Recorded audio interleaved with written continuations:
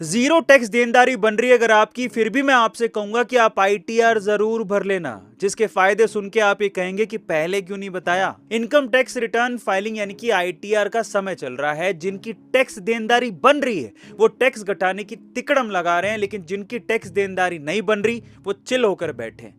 नया रिजीम चुनने वालों को 4 लाख रुपए तक की सैलरी और पुराने रिजीम वालों के लिए 2.5 लाख रुपए तक की सैलरी पर इनकम टैक्स छूट मिल रही है। यानी जिनकी भी सैलरी इससे कम है उनकी टैक्स देनदारी जीरो बनती है। लेकिन जीरो टैक्स देनदारी का यह मतलब नहीं है कि आप आईटीआर भरो ही नहीं, क्योंकि जीरो टैक्स देनदारी के बाद भी आईटीआर भरने के बहुत फायदे हैं। पहला, आईटीआर कई चीजों में आपके फाइनेंशियल प्रूफ की तरह काम आता है, जैसे कि वीजा एप्लीकेशन देना हो, लोन लेना हो, इनकम टैक्स रिटर्न मांगा जाएगा वहां पर। दूसरा, अगर किसी मद में टैक्स काट लिया गया है जैसे कि टीडीएस और आपकी कमाई इनकम टैक्स के दायरे से नीचे है तो आईटीआर फाइल करके ही आपको रिफंड मिल